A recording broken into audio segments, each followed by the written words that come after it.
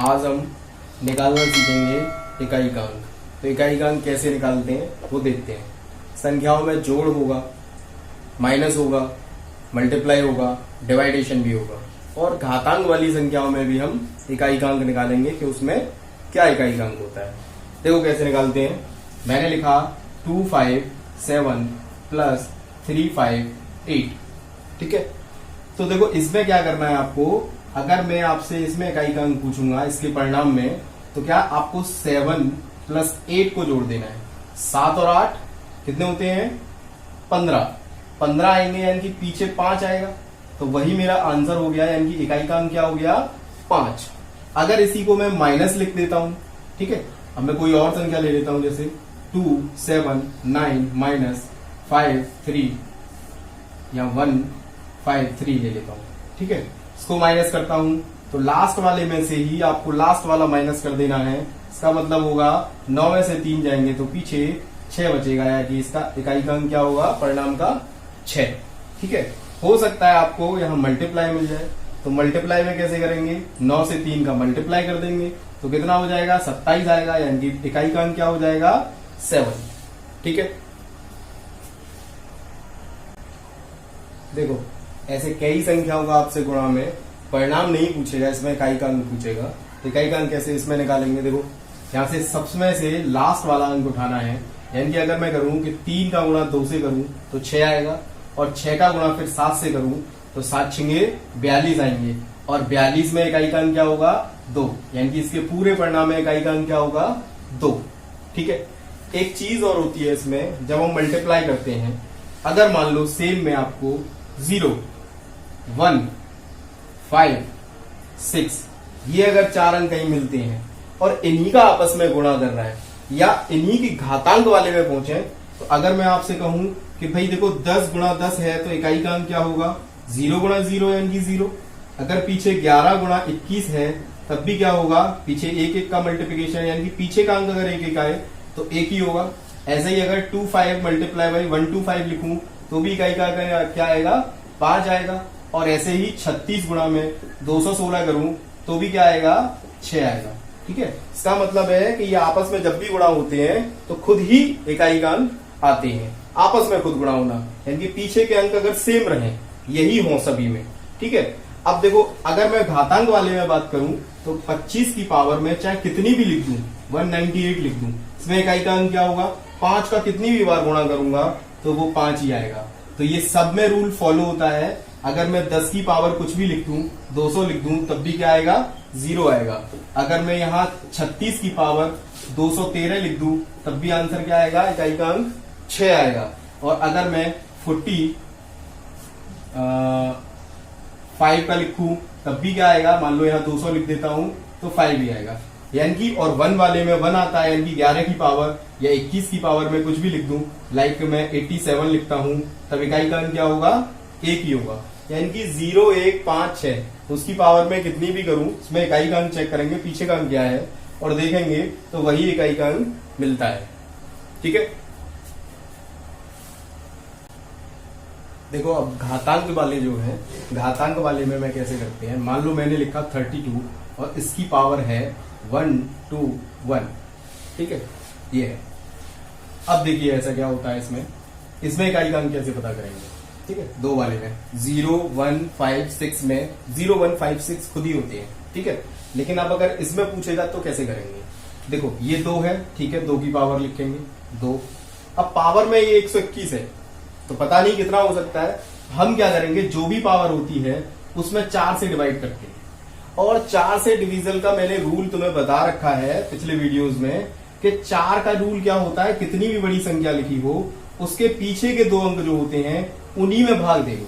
उन्हीं में अगर 4 का भाग देंगे तो कुछ शेष बचेगा, रिमाइंडर वाले में मैंने तुम्हें बता रखा है, तो शेष बचेगा वही हम इसकी पावर लगा देते हैं। पूरा कट जाए उसे छोड़ के इसमें जो भी शेष है, तो 121 में अगर मैं 4 से पूरे में भाग ना देके सिर्फ पीछे के 2 अंक में भाग दे देना, कितनी भी पावर हो उसके पीछे के 2 अंक में भाग दे देना। अगर मैं इसमें देता हूं तो 4 पंजे 20, यानी कि पूरा 20 बार तो कट जाएगा, बट एक शेषफल बचेगा, एक शेषफल बचा, यानी कि 2 की पावर क्या होता है, 1, यानी कि 1 2 की पावर क्या होगा, 1 2, यानी कि 2 ही किसका, इसका क्या हो गया आंसर। इसका आंसर क्या होगा 2। देखो अब मैं 2 वाला फिर से करा रहा हूं एक बार, लेकिन इसमें कंडीशन थोड़ी सी चेंज हो जाती है।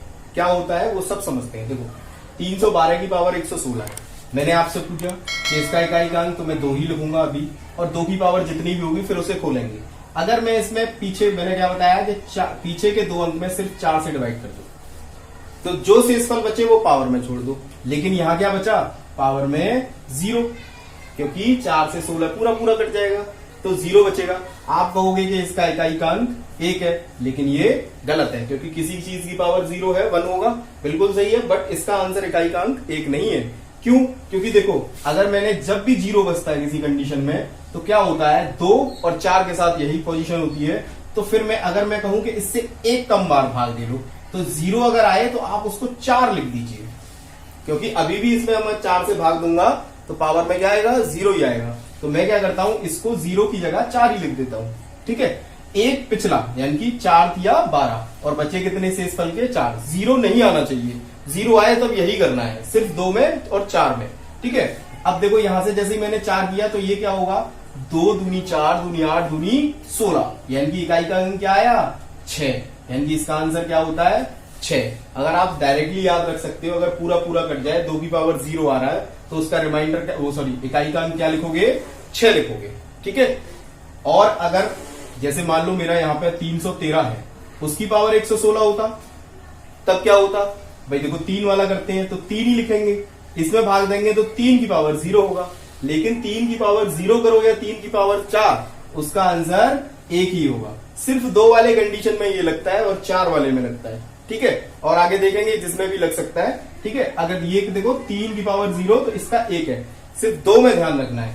अगर मैं इसको कहता आप 214 है, 214 की पावर 224 है, तो लास्ट वाले में यानी कि 4 की पावर करते, तो 4 की पावर करेंगे तो 4 की पावर पिछले में 4 से भाग देंगे तो ये 0 हो जाएगा। देखो 4 आ गया ना, 4 की पावर फिर 0 नहीं, ये 1 नहीं होगा, इसका गलत आंसर है। तो इसलिए हम क्या करेंगे, इस 0 की जगह हम क्या लिखते हैं 4, और 4 की पावर 4 क्या होता है, 4 की पावर 4 होता है 4 चौका 16 और 4 चौका 16, 16 16 256, मतलब आपको पीछे 6 मिलेगा। ठीक है, 4 गुणा 4 गुणा 4 जब भी करेंगे तो क्या मिलेगा, 4 चौका 16, उसमें से 6 6 चौका 24, 4 छिंगे 4 चौका फिर से 16, तो 16 मतलब पीछे मिलेगा 6। ठीक है, तो ये 2 वाले में और 4 वाले में आपको याद रखना है। आप डायरेक्टली कह सकते हैं अगर 2 की पावर 0, 2 की पावर 0 या फिर 4 की पावर 0, तो इकाई का अंक क्या होता है 6 होता है। ऐसे याद रख सकते हैं, नहीं याद है तो ऐसे करेंगे। ठीक है, देखो अब की बार है 218 की पावर 244। हमने 2 की पावर 0 और 2 की पावर मतलब 4 की पावर 0 वाला देखा, उसमें 1 आंसर नहीं होता 6 होता है, सेम इसमें भी होता है। ठीक है, तो इसमें क्या होगा, देखो 8 है तो 8 लिखेंगे, लास्ट वाली है 4 से डिवाइड करेंगे 2 संख्याओं को तो 11 बार पूरा पूरा कट जाएगा, 0 आएगा। मेरे हिसाब से आंसर 1 होना चाहिए, लेकिन ये गलत है। तो मैंने जैसे 2 और 4 में किया था उसका आंसर 6 होता था, इसका भी होगा। इस 0 को फिर से 4 लिख लेते हैं।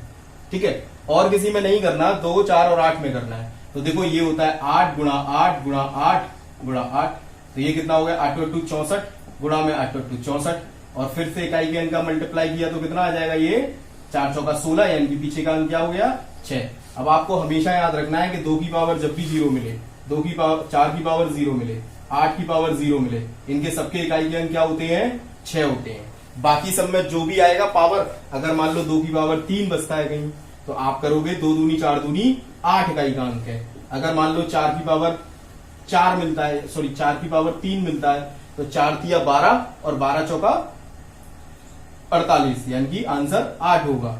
अगर मान लो यहाँ पे 8 की पावर 3 मिलता है, तो 8 की पावर 3 रिमाइंडर में क्या होगा 8 8 64 और 4 8 32, यानी कि 2 आंसर हो जाएगा। ठीक है, देखो नेक्स्ट क्वेश्चन इस टाइप का हो सकता है। ठीक है, देखते हैं कैसे होगा। मुझे अभी सिंगल सिंगल का निकालना बताया था, सबका सिंगल का निकलो, उन तीनों का मल्टीप्लाई करेंगे और आंसर मिल जाएगा इकाई का अंक। तो देखो यहाँ 3 है तो मैंने 3 लिखूंगा, यहाँ 16 पूरा पूरा 1000 तो ये 0। ठीक है, मल्टीप्लाई यहाँ 2 है और ये 18 है। 18 से कितने बचेंगे? देखो 4 से डिवाइड करेंगे तो कितना बचेगा? यहाँ 16 से 0 बचा था, यहाँ 18 से करेंगे तो 2 शेषफल बचेगा। ठीक है, यहाँ पे 4 है, 4 ये 15 है, 15 में 4 से डिवाइड करेंगे तो कितना बचेगा? 4 तिया 12 यानी कि 3। अब देखो इससे इकाई का अंक क्या आएगा? 1, इससे इकाई का अंक क्या आएगा? 4, और इससे इकाई का अंक 4 4 चौका 16 चौका 64 यानी कि पीछे 4। देखो ये 4 की पावर 3 है, 4 गुणा 4 गुणा 4, तो 4 चौका 16 चौका 64, तो इकाई का अंक 4, तो इकाई का अंक ही लिखेंगे। अब इन इकाई के तीनों अंकों का मल्टीप्लाई करना है। 4 चौका 16 एकम 16, मतलब क्या आया इकाई का अंक? 6। ठीक है, देखिए ऐसे भी क्वेश्चन हो सकता है। अभी 7 और 9 का जो रह गया है अभी उसे भी देख लो, यहां से 7 ही लिखेंगे। ठीक है, इसके पीछे के 2 अंक में फिर से 4 से डिवाइड करेंगे तो 4 चौका 16 यानी कि रिमाइंडर कितना बचेगा? शेषफल 1, ऐसे लिख दिया। फिर 9 है, 9 को यहां से जैसे 9 मैंने 9 यही लिख लिया, इसको 4 से डिवाइड करूंगा तो कितना होगा? 4 पंजे 20 यानी कि शेषफल 1, दोनों में 1 बचा, यानी कि 7 की पावर 7 मल्टीप्लाई बाई 9, तो ये कितना होगा? 9 7 63, यानी कि पीछे का अंक कितना आया? 3। ठीक है, देखो इसमें हो सकता है अभी हमने मल्टीप्लाई देखा है, यहाँ एडिशन का साइन दिया होता तो क्या करते?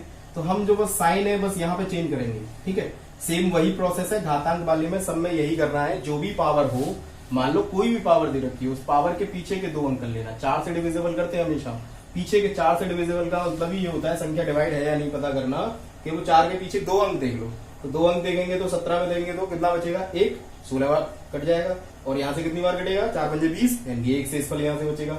अब देखो यहाँ एडिशन है तो हम क्या करते हैं? 7 7 आया, तो यहाँ पे भी हम 7, और 9 और 7 कितना होता है? 16, तो 16 में कितना आता? फिर से 6 आता। अगर मान लो यहाँ माइनस होता तो क्या करते?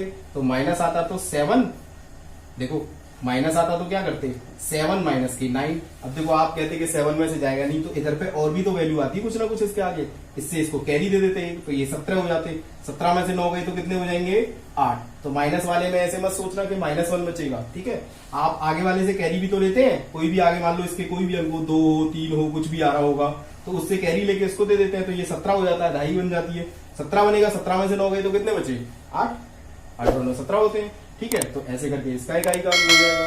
तो आपको कुछ भी बस ये याद रखना है, एक तो 0 1 5 6 इनकी पावर कुछ भी हो, पीछे का अंक हो, इनकी पावर चाहे कुछ भी लिखी हो, 122 123 132 कुछ भी लिखी हो XYZ, इनकी ये खुद ही होती है। इसका 6 होता है, इसका 5 ही होता है, इसका 1 ही होता है।